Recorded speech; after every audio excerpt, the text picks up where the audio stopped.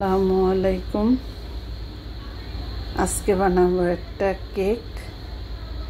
আমি আজকে কেকটা একটু অন্যরকম করে বানাবো। সুজিরে ব্লেন্ডার করে নিছি। সুজি দিলে কেক সুন্দর হয়, কিন্তু আবার আনাম সুজি দিলে একটু দানাগুলা মোটা মোটা হয়। ওটাও ভালো লাগে, কিন্তু আমি একটু ব্লেন্ডার করেই দিলাম। তো বৌমা আসবে, আমরা এয়ারপোর্ট যাব আনতে। তো ভাবলাম যে কেক বানাই নিয়ে যাব, যদি একটু খাওয়া হয়, কারণ এয়ারপোর্টে কি জিনিস খাইতে পাওয়া যায়। আর যে গরম, আর আশেপাশে এখন আর কোনো দোকান টোকানও দেখি না, রেস্টুরেন্টও আছে হয়তো বা, মানে আমি যাই নাই। আর আগে যে দোকানগুলো ছোট ছোট ছিল এই পাশ দিয়ে এয়ারপোর্টে, ওগুলো আর এখন দেখতেছে না। তো আছে, হয়তো আছে, কিন্তু যাই নাই, গরম বসেই ছিলাম। পরে বললাম যে কেক বানাই নিয়ে যাই, তো একটু খাওয়া হবে। ওদিক দিয়ে আপা, তারপরে ভাই যান, মানে বিআইন আসবে, আরও কে আসবে বলছে, আসো সবাই যে আসা। তো আটা দিয়ে দিলাম 1 কাপ, আর সুজি 1 কাপ, চিনি দিয়ে দিলাম 1.5 কাপের একটু বেশি, আর এই যে বেকিং পাউডার দিয়ে দিলাম হচ্ছে 4 চামচ। তো এটা আমি এখন ভালো করে মিশিয়ে নেব। তো 2টা কেক বানাবো, একটা নিয়ে যাব আর একটা বাসায় থাকবে। বিকেলে হয়তো আবার নাস্তা খাওয়া হবে। ডিম দিয়ে দেবো 4টা। ডিমগুলো এবারে এরকম করে ভেঙে ফেটে নিই। আর একটু নারিকেলের পুলি পিঠা বানাইছি, মানে আগে একটু করে রাখছি, কারণ আমি তো একসাথে সব করতে পারি না, একা করতে হয় সব কিছু। একটু মাংস বইরা পিঠা বানায় রাখছি। তারপরে আম আছে, লিচু আছে, অনেক কিছুই আছে। তো কেক দিব, তো বিকালের নাস্তা হয়ে যাবে, একটা রাখা যাবে আর একটা নিয়ে যাব। তা তেলটা চিনির সাথে আর আটার সাথে আগে তেলটা দিয়ে দিলে হয় কি, মানে ওই যে একটা দানা দানা ভাব হয়, ওইটা আর থাকে না। আর আমি দেখছি যে ব্লেন্ডার করে, মানুষে কেক বানাইতে গেলে ব্লেন্ডার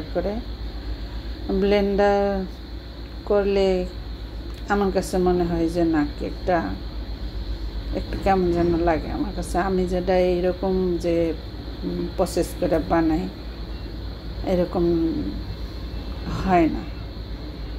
এটা দেখেন, তেল দেওয়ার সাথে সাথে এটা একদম কোনো লাঞ্চ থাকবে না। মানুষ দেখি চালে কত কিছু করে, যাক, যাদের সময় আছে তারা অনেক কিছু করতে পারে। আমার সময় কম, আমি শর্টকাটের মধ্যে যতটুকু পারি অতটুকু করে নেই। আমার কাছে অনেক ভালো লাগে। এই তো আমি খুব একটা ডিমটা ফাটাইলাম না।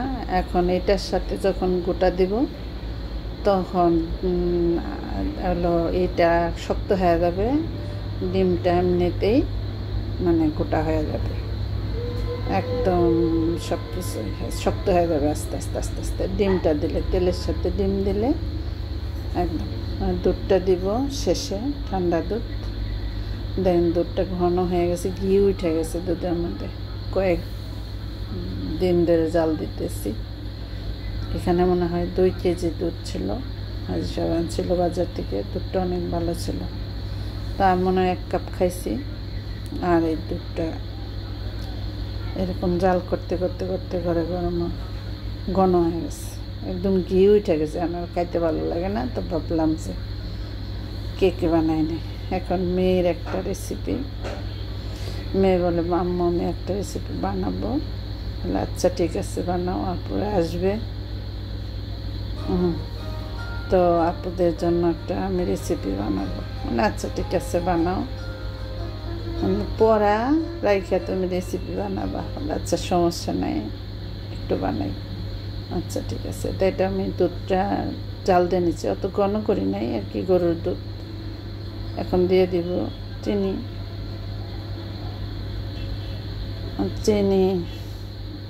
দুধ,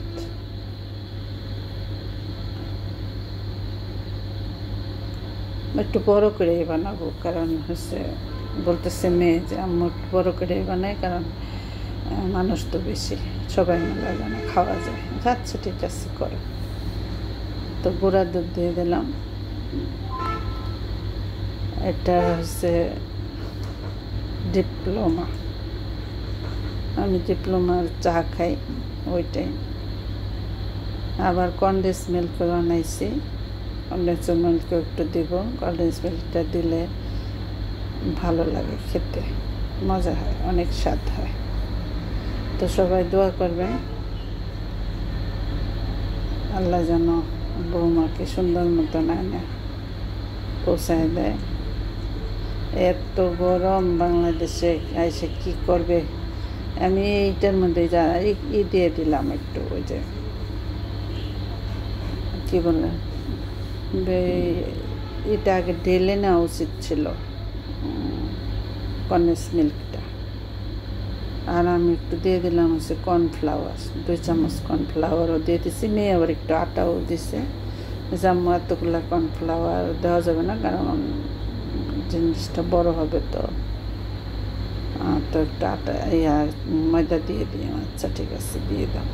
তো এটা আমি ফেলতে মানে বের করতে পারতেছি না, কারণ আগে বের করে নেওয়া উচিত ছিল। আবার এটা লাড়তেও হবে, কারণ এটা না লাড়লেও হয়ে যাবে, কারণ এটার মধ্যে তো ময়দা দেওয়া আছে।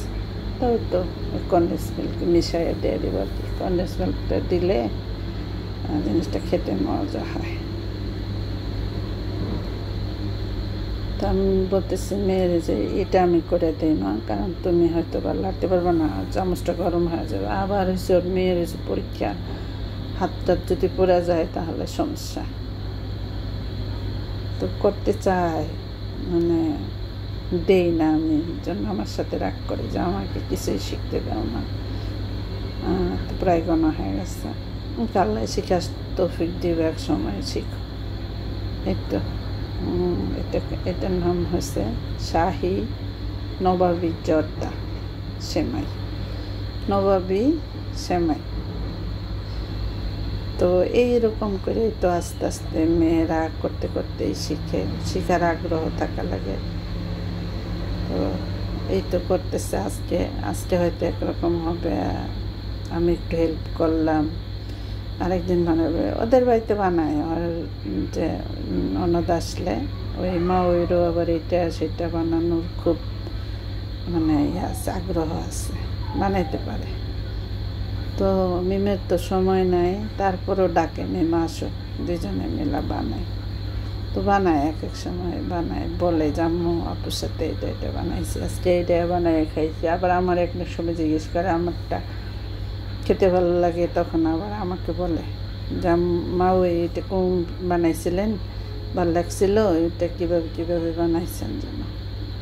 তখন বলে আমার এটা দেখো। আমি আবার অনেকটা সারি ভিডিও, অনেকটা আবার সারিও না। তো আমি বলি দেখো, পরে বলে না আপনি বলেন। তো বলে দিই যে এইভাবে করো, তো করে। যাই হোক, মেয়ের নবাবী সেমাই, আপনারা সবাই খেতে আসবেন, দাওয়াত থাকলো সবার। আস্তে আস্তে আরও করবে, আরও পারবে ইনশাল্লাহ।